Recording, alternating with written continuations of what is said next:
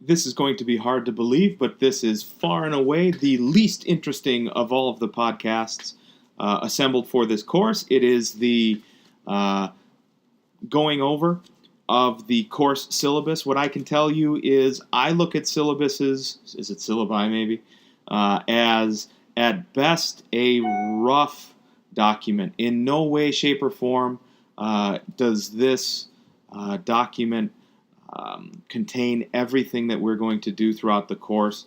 That really, I think, will grow and change, especially as we discover what's happening here with this course. So first and foremost, on page number 1, you will notice uselessly listed there as my name. So just in case you didn't know how to spell it, there it is, Eric Wolf. My phone number is on there. The office phone is listed, 921-3115.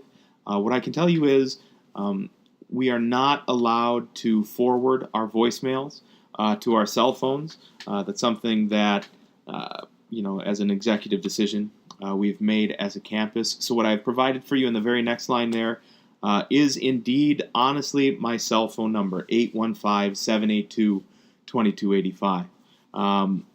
If you have an immediate need, if you have, a question that absolutely positively has to be answered right now, that would be the most immediate way to get a hold of me. Otherwise, right underneath that is my email address at Rock Valley, e.wolf@rockvalleycollege.edu.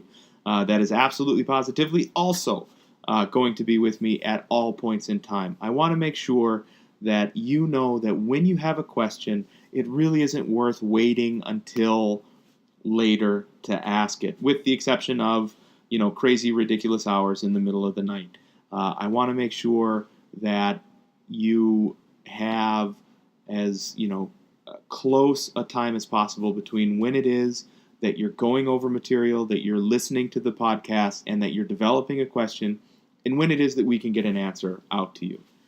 Listed there is also my office number, WTC 257. It's upstairs in Woodward.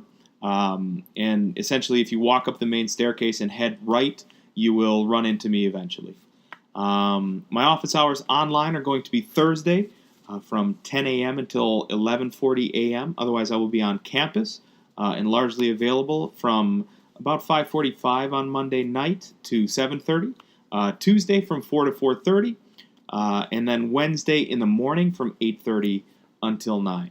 You can read through the course descriptions. Again, I won't be going through everything. That's a terribly boring, horrible use of your time. Course objectives, you can go ahead and read through that as well.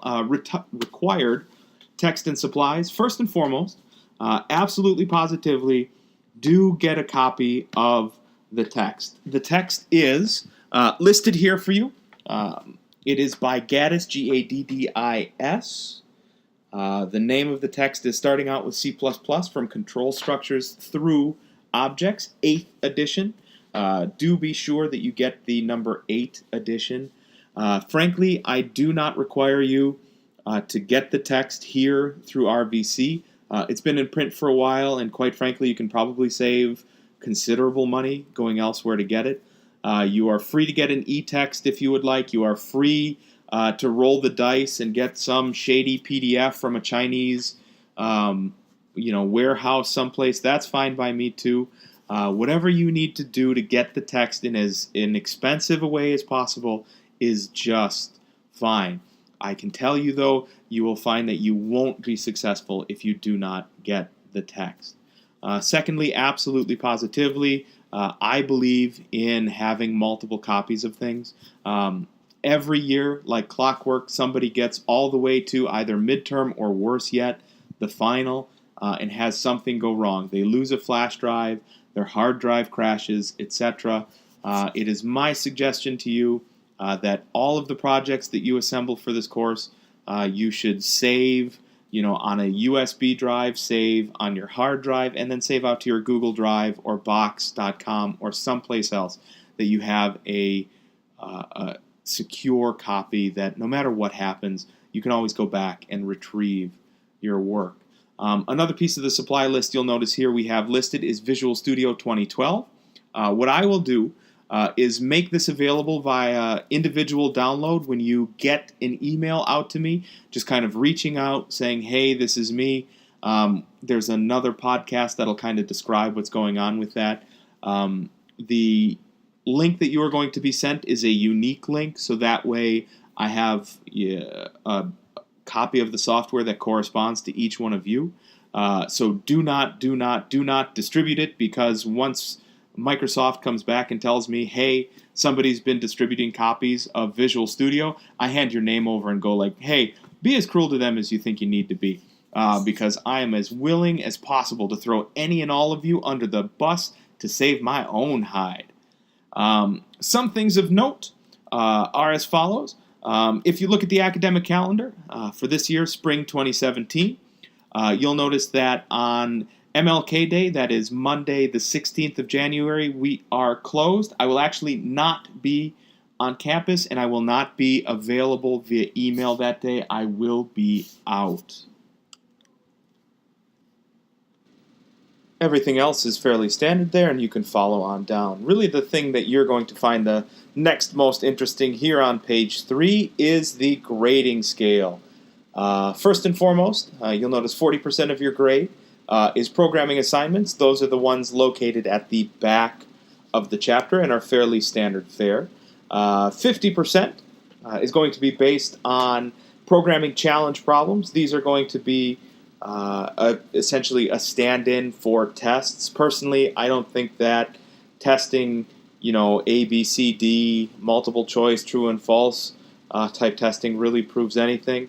I have only on a couple of occasions been tested in that way for jobs. All of those jobs have either proven to be completely and totally miserable or haven't really been fantastic jobs to begin with. So I really don't pursue that kind of testing. Rather, you'll be doing programs that will mimic kind of what you would see happen in industry, the way that we would see things happening at the back of those chapters. And finally, the final project is a project that spans the entire semester, so concepts from all over will be there. That is 10% of your grade there at the very end of class. Next up is homework and programming assignment policy. We'll actually have a podcast that'll kind of walk through what it is you have in the way of submissions when the first one comes up. That's actually a couple of weeks out yet. So at that time, you will see a homework guideline podcast that'll help kind of walk you through what it is I'm expecting in the way of an actual submission in Eagle. On page 4, you're going to find the late work policy. I will absolutely positively work with you on this, but understand that everybody else here in the class has stuff that's happening outside of the, virtual classroom as well.